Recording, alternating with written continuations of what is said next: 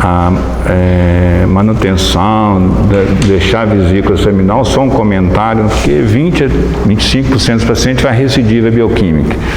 Eu já tive um caso de um colega de Belo Horizonte que, hoje todo mundo fez recidiva bioquímica, ressonância, mas provavelmente até PET, mostrou que tem um pedacinho de vesícula seminal, não é você tentou manter, né? Ou você operou mal o paciente. Então acho que é uma coisa assim, já tirei da cabeça isso há algum tempo já, né, Cléo? Porque o risco, isso existe, né? Segundo, em relação à técnica, que a Ana Cléo comentou, acho que é isso mesmo. Antigamente todo mundo ficava com aquele medo da anastomose. Hoje é o contrário. Se tiver de começar a insistir, é aprender a dissecar o colo vesical, não errar o plano. Eu já vi lá na robótica lesar o colo vesical, perfurar o colo vesical posterior, lesar o trígono, ter que reimplantar o ureter, tudo isso é possível, pode acontecer. Então, acho que assim, quem aprender a fazer o colo vesical, reconhecer aquele colo, iniciar a dissecção da vesícula seminal, a partir daí eu acho que a cirurgia sai, teoricamente. Mas acho que a parte principal, acho que é aquele início ali, né? Aqui eu vou falar um pouco de... difícil, né? Em alguns minutos, vou até restringir os minutos ainda mais. É uma coisa que todo mundo já, né? É o dia a dia de todo mundo, o diagnóstico, estadiamento, e eu acho que nem da técnica, as indicações, ano passado eu falei, esse ano eu não vou estender muito, não.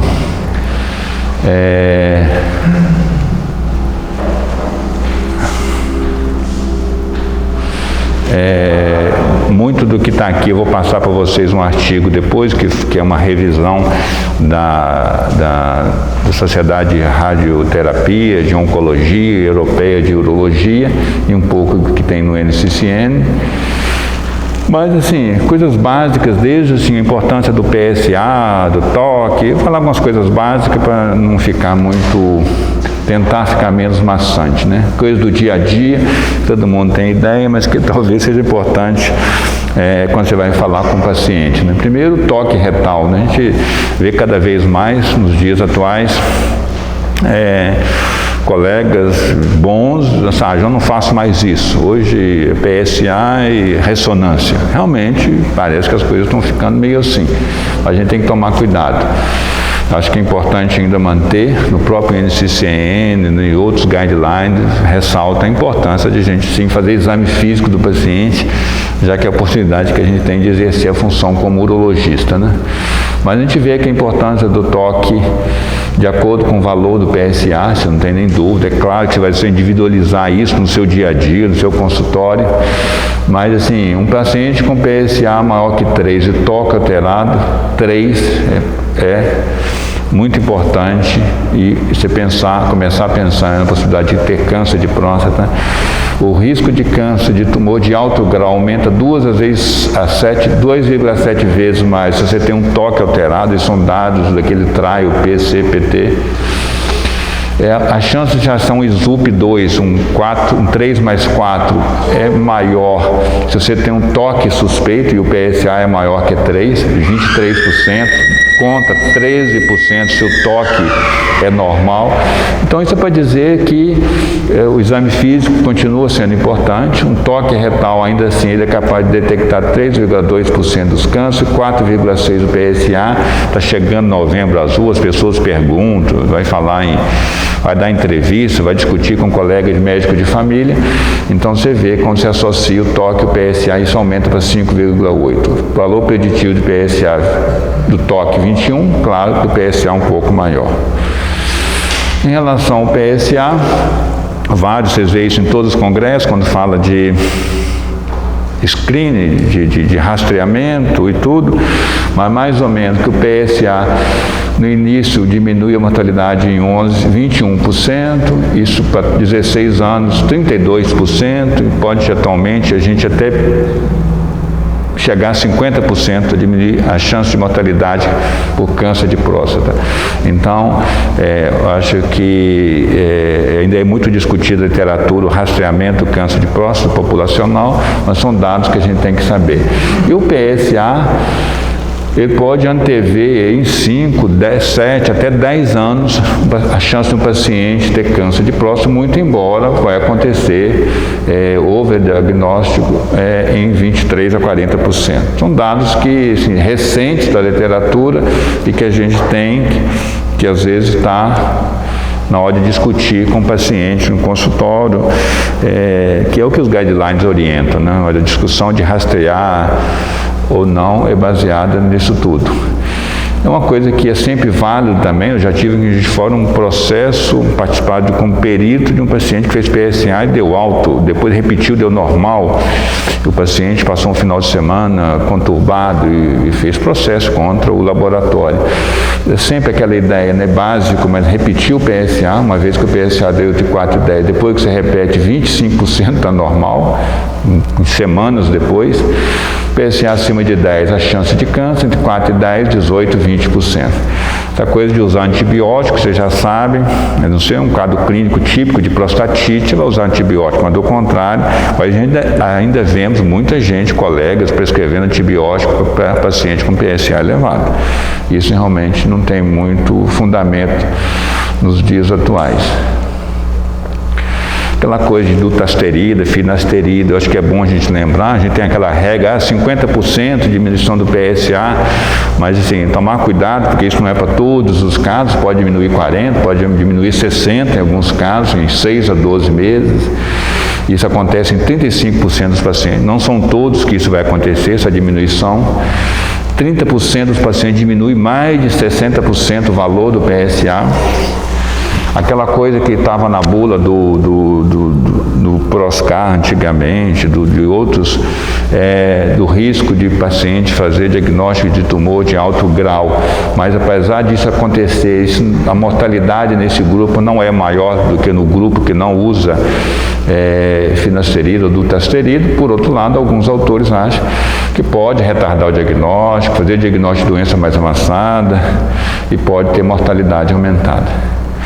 Isso aqui é o guideline europeu e junto com a Associação de Oncologistas e Radioterapeuta, né? Falando que realmente é o que a gente já sabe, discutir bem com o paciente antes de fazer esse rastreamento, avaliar bem a idade que você vai começar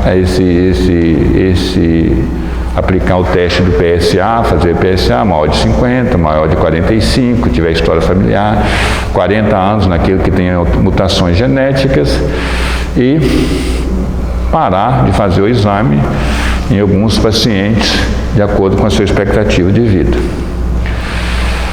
A biópsia de próstata é o que vai fazer o diagnóstico. A gente sabe que ela pode falhar ou perder 20, 30% do diagnóstico, pode dar um diagnóstico de doença menos grave em até 20%. A gente sabe da importância no dia a dia disso, de tomar essa decisão de fazer biópsia. Não vou detalhar aqui na velocidade do PSA,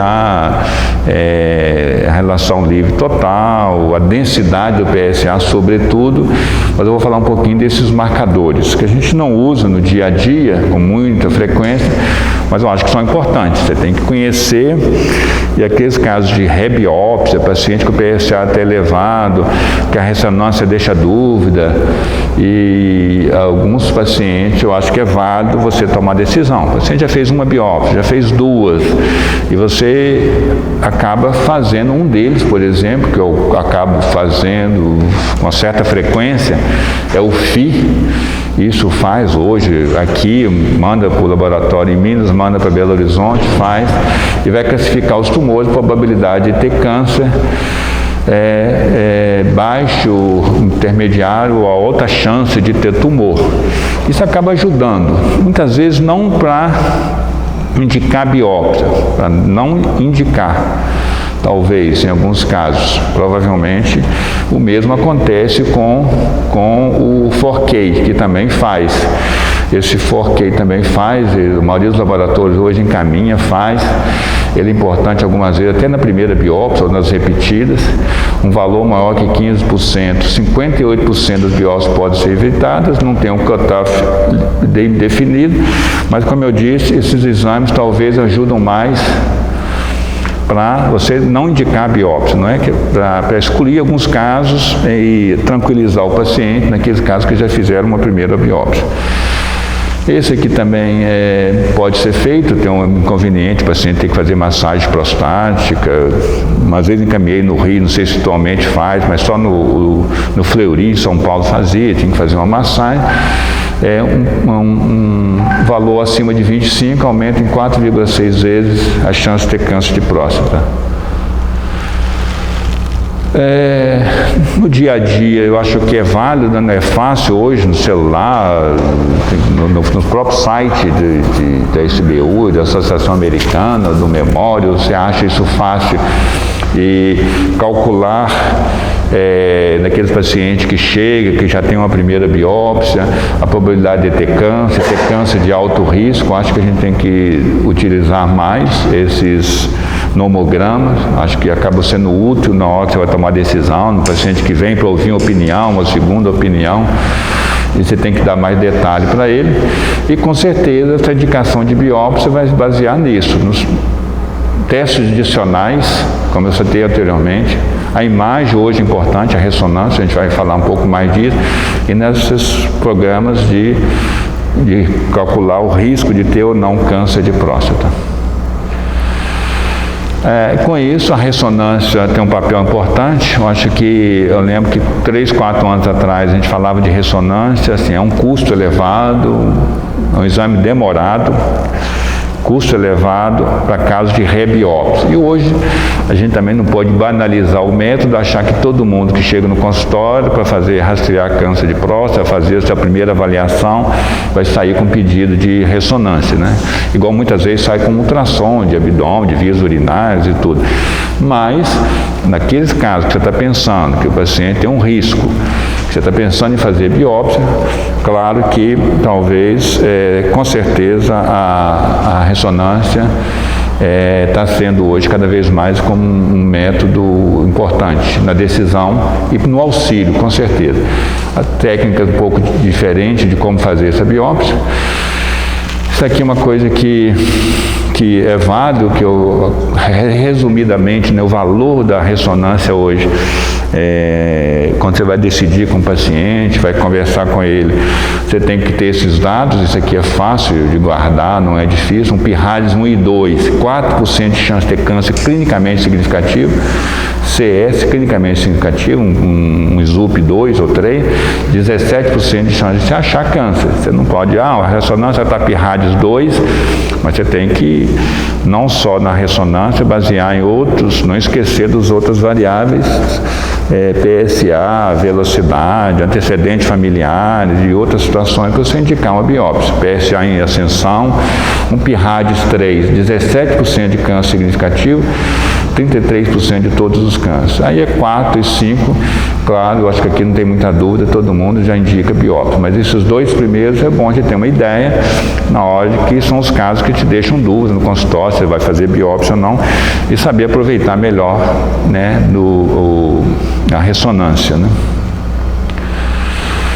A biópsia por fusão, assim, é uma coisa que a gente vai falar um pouquinho. Existem vários trials que mostraram isso, vocês ouviram, vai isso toda vez que a gente vai em congresso, uma novidade, uma publicação, um trial diferente sobre isso. Mas alguns deles, não coloquei todos, né? Um deles mostra assim que a cirurgia, a biópsia transperineal, que é uma tendência atual, né, o risco de infecção, de complicações e maior detecção de tumor é significante, mas porém mais retenção urinária. Se a ressonância magnética está normal, ela permite mais ou menos 27% menos de biópsia, por outro lado 40% mais de tumor de grau significativo, de SUP maior ou igual a 3.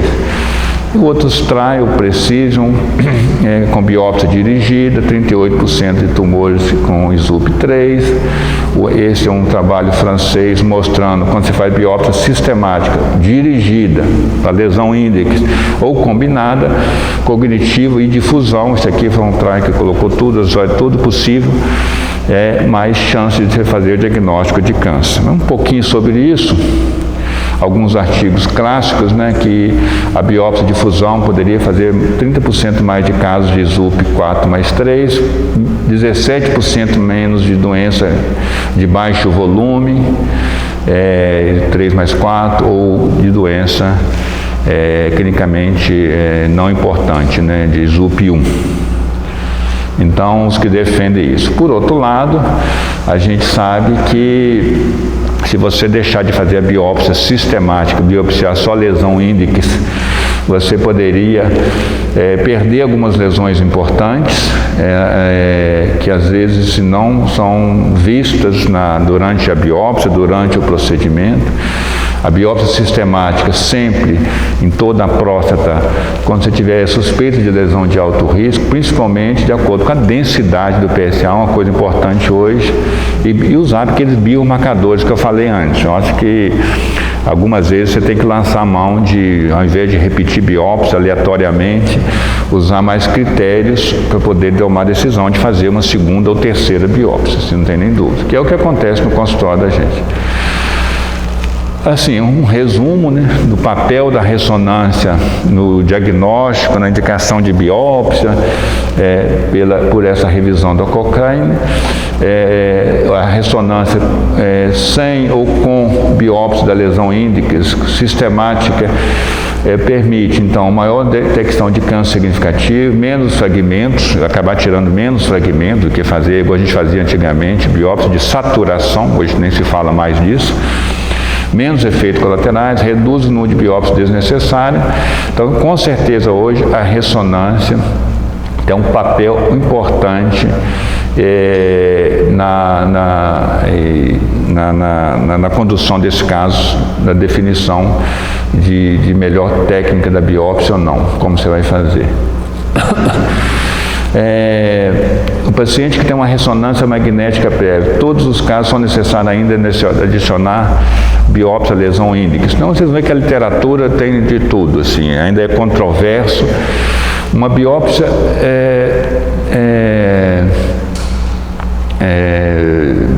omitindo uma biópsia lesão índice, sem biopsiar sistematicamente a próstata toda, você pode perder 15% dos tumores. 15% dos tumores, se você só biopsiar a lesão índice, como alguns advogam. Então, a tendência é biopsiar a próstata, a lesão índice, a lesão principal, para terminar, né, para falar para vocês qual que é o consenso, mais ou menos, e fazer biópsias também aleatórias em toda a próstata. Um dos motivos é esse, que a variação do PIRAD varia muito entre radiologistas. Esse trabalho já foi feito. Você imagina que aqui em Juiz de Fora a gente tem o Eric, que é o que acaba a gente confiando nele, no laudo dele de ressonância. Ele se dedica mais a isso e tudo. Mas nem todo paciente tem acesso a um bom uroradiologista, nem todo lugar vai ter. Então a gente não tem que saber adaptar as circunstâncias e não ficar retido a laudo de ressonância apenas, né? Então, a ressonância magnética melhora, mas não substitui o template usual da biópsia de próstata, como eu disse. Primeiro, por inexperiência do radiologista, que alguns cânceres são invisíveis também, como eu mostrei anteriormente na ressonância. Erro na técnica de fusão, heterogeneidade da lesão do tumor dentro da próstata. Então, mais uma vez, a tendência é biopsiar a lesão principal que você está vendo na ressonância e biopsiar toda a próstata, e que é o que é mais aconselhado, mais sugerido atualmente. A biópsia padrão, então, ela fornece benefícios, principalmente nos pacientes com PIRADS 3, 45% das lesões, em alguns autores, poderiam ser perdidas se você fizesse apenas a biópsia da lesão índice, principalmente na primeira biópsia. Por outro lado, esses autores aqui já acham que, naqueles pacientes que já fizeram uma biópsia anteriormente, em paciente com biópsia anteriormente negativa, numa rebiópsia, naquele que tem uma alta densidade de PSA e naqueles com alto grau de PIRADS, a biópsia sistemática pode ser omitida. Você poderia fazer só biópsia da lesão índice. Então, assim, a literatura é vasta, cada autor publica alguma coisa, e eu acho que você tem que saber discutir isso com o seu uroradiologista, e aqui em Juiz de Fora não é a gente que faz a biópsia, é o radiologista que faz biópsia, por isso que quase sempre, nos meus pacientes, eu acabo falando que, olha, marca a biópsia sempre com o mesmo médico. O Felipe sabe, que é um colega lá do Monte Sinai que faz uroradiologia, não é o Eric, que faz biópsia. E sempre às sextas-feiras. Aí toda vez que vai fazer biópsia, eu vou lá sexta-feira, no consultório, desço correndo, vou lá e acompanho a biópsia. Mas nem sempre isso é possível em todos os casos. Para você orientar e discutir. Aqui uma outra coisa importante também é que em pacientes, primeira biópsia, está no guideline que eu vou passar para vocês. Primeira biópsia ou segunda biópsia, adição de biópsia da lesão Index Target Biopsy aqui, que é o TBX, aumenta a chance de ser detectado SUP2 e SUP3 em 20% a 30%. E se for na biópsia repetida, 40% a 50%. Em resumo, rebiópsia, você vai sempre fazer biópsia da lesão índex, aquela que você está vendo na ressonância. Os pacientes de primeira vez, talvez não fizesse, ou fizesse, né, que a diferença estatisticamente não é muito grande. Segundo, uma meta-análise aqui mostrando se a biópsia de próstata pode ser cognitiva ou por fusão. Teoricamente, eu acho que o custo é muito alto hoje, uma biópsia de fusão. Eu já tive alguns casos que foram ao Rio fazer, outros foram em São Paulo, paciente com rebiópsia, talvez naquelas lesões que próstatas grandes, na tentativa de fazer transperineal, lesão na porção anterior da próstata. Mas, teoricamente, talvez um outro artigo que eu li, eu acabei não encontrando essa semana, é que a diferença é muito pouco e um custo muito elevado de você fazer um procedimento cognitivo ou por fusão. E, estatisticamente, não muita diferença em termos de resultado de diagnóstico de câncer nas duas técnicas. Depois a gente vai conversar sobre isso, a Ana Kétia vai dar a opinião dele, o professor André, mas assim, eu tenho convencido alguns pacientes a achar que isso não precisa ser feito, muito embora a gente sabe que nos Estados Unidos tem até brasileiros que trabalham lá, que a gente sabe que fazem disso e vivem de fazer biópsia e defendem essa biópsia por fusão. Mas na prática eu acho que é um valor muito caro, com ganho muito pequeno, é a minha impressão inicial. Um pouquinho disso aqui que a gente tem que saber, né, de testes genômicos, não é a prática do dia a dia, mas todo mundo vai ter algum paciente um dia que vai ouvir uma opinião de um oncologista em um centro maior e você já fez tudo e ele vai falar que vai fazer um teste a mais. Eu acho que é válido você conhecer um pouco desses testes, né? São vários, e alguns foram importantes aqui. Logo quando você fez a biópsia, pode te ajudar a tomar a decisão de operar ou não o paciente. Outros, depois que você,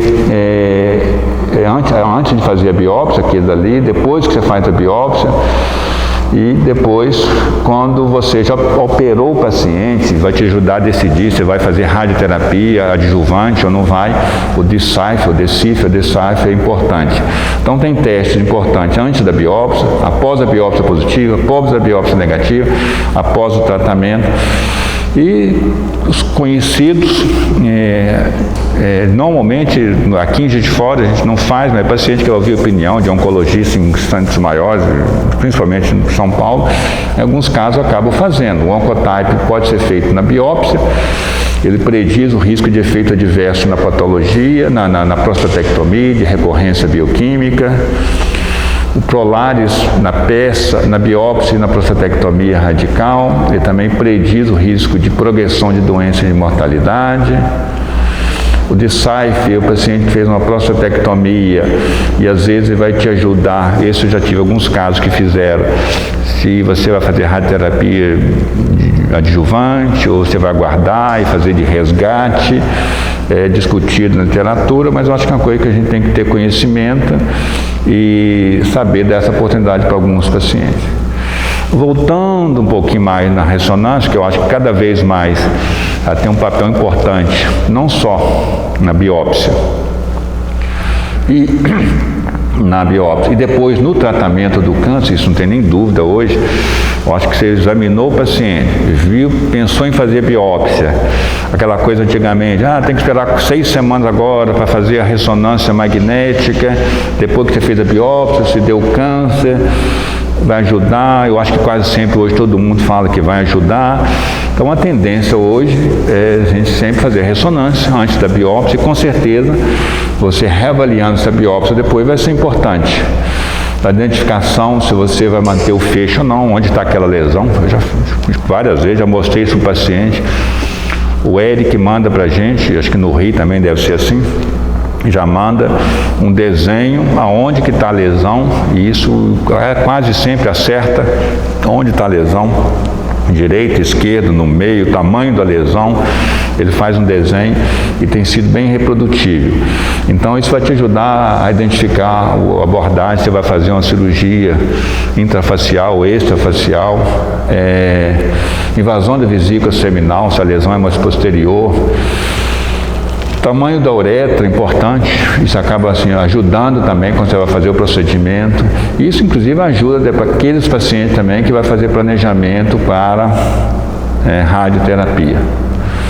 Muito embora a gente sabe que a ressonância é operador dependente, o médico que está interessado, que gosta do exame, sabe fazer o exame, do que aqueles que vão lá e dão um laudo de tudo quanto é coisa em urologia, medicina, e você vai ler um laudo e ver um laudo de um exame desse. Já com o exame também que a gente tem mais dificuldade de interpretar do que uma tomografia, né? Tomografia você vai lá, conhecimento anatômico, você vê. A ressonância, para ser sincero, assim, próstata já estou mais ou menos habituado, porque assim, tanto você vê, e treinar antes de ler laudo, você vê o exame, avaliar e depois você vê. E o Eric já deu aula para vocês aqui. Então, acho que isso é importante, cada vez mais discutir com o radiologista e aprender isso. Porque a ressonância, sem dúvida hoje, faz parte de quase todos os nomogramas, para predizer risco de adversos numa prostatectomia radical, isso não tem nem dúvida. Você tem que estar habituado muito hoje com a ressonância magnética. Vários artigos mostrando isso. E, finalmente, o objetivo disso tudo é não só clinicamente baseado em PSA, exame físico, com a ressonância também, eu acrescentaria a ressonância, você definir muito bem, antes de fazer o tratamento de um câncer de próstata hoje, são doenças de baixo risco, risco intermediário e alto risco, junto com a ressonância magnética, isso não tem nem dúvida. Saindo um pouquinho da ressonância e falando do PET, tanto no estadiamento, não vou falar aqui de recidiva bioquímica, que tem um papel importantíssimo, mas no diagnóstico também, no estadiamento do câncer de próstata, tem crescido. Os pacientes falam, perguntam e você tem que saber. Amanhã, em 2 casos que a gente vai fazer lá em Belo Horizonte, todos 2 já têm um PET, todos 2, doença de GZUP 4, 5, um colega, um é médico, colega, todos 2 já com ressonância prévia, com PET, que era doença de alto risco, ou muito alto risco. Então, com certeza, o PET tem um papel importante no estadiamento dessas doenças hoje. E, com certeza, alguns casos já tivemos surpresa. Como esse artigo publicado, acho que é um grupo da Austrália, apesar de ter esse é o primeiro autor americano, mas assim, mostrando que o PET, naquelas doenças de muito alto risco, pode mudar em 20% a 30%. Se você está pensando em radioterapia, pode mudar para bloqueio. androgênico, se você está pensando em cirurgia, mudar para rádio, e mais ou menos, não vou dar um detalhe aqui, mas quase sempre, se você está planejando fazer radioterapia, se você está planejando cirurgia, o PET nesse grupo de pacientes de muito alto risco, com certeza tem um papel importante. E com isso, nesses pacientes de alto risco, se você compara cintilografia, ressonância magnética, a acurácia, a sensibilidade e a acessibilidade comparada aos outros métodos de imagem, com certeza, sem dar muito detalhe, uma publicação recente de alto impacto mostrando que realmente esse PET, PSMA tem um papel importante, é superior aos outros métodos de imagem. Então, mais uma vez, o paciente faz uma ressonância magnética por isso e por aquilo, e quase sempre hoje um grupo de pacientes, para quem faz mais oncologia aqui, você vai ter que conviver mais com esses exames.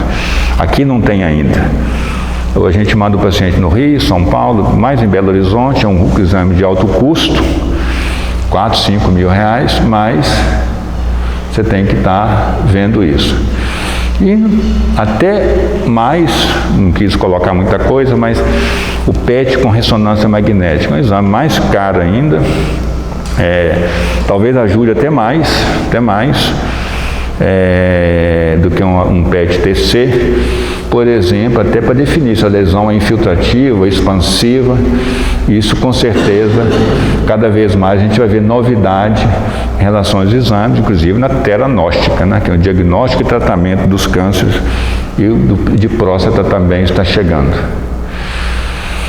Isso aqui é um nomograma para avaliar esse paciente, você tem doença extraprostática, extracapsular. Eu tentei usar algumas vezes, vou confessar que eu tenho dificuldade de colocar, mas tentei algumas vezes, tem esse nomograma, né, no site, que o Rafael participou, é um grupo institucional e que pode te ajudar a prever se você vai fazer uma cirurgia extracapsular, extrafacial, intrafacial, e que pode te ajudar esses nomogramas. A linfadenectomia, eu acho que é uma coisa que deixa dúvida, a gente falou um tempo atrás aqui, isso está sempre em discussão, como no tumor de rim, mas não deixar de utilizar atualmente o nomograma de Brigante, né? Ele já existe há alguns anos, foi atualizado mais recentemente. Hoje ele incorpora os dados da ressonância, o diâmetro da lesão da ressonância. Não é difícil no celular colocar, eu acho que isso é válido. Um cut-off de 7%, isso evita aproximadamente 60% da linfadenectomia. Cirurgia aberta a gente tinha aquela coisa de fazer em todo mundo, a gente faz e às vezes não é difícil. Mas na cirurgia laparoscópica ou robótica, alguns fazem na robótica como primeiro procedimento, outros fazem no final do procedimento, você já está cansado e tudo. E cirurgia robótica hoje parece, a Ana Clélia depois vai comentar, mas parece que virou um pouquinho dessa cirurgia também de competitividade, de tempo, é claro, talvez uma herança de coisas americanas, que tempo de sala, tempo de você ficar no console, conta dinheiro. Então, eu acho que você tem que definir muito bem aqueles casos que você vai fazer linfadenectomia e se fizer estendida. Mas eu acho que é um nomograma que ajuda muito, todos têm que estar mais ou menos habituados a utilizar, ele te calcula isso, é automático, você colocando o estadio, o PSA, os dados da ressonância, tem que ter a ressonância bem feita para te ajudar nisso. E para finalizar, não vou detalhar, né, assim, é o tratamento.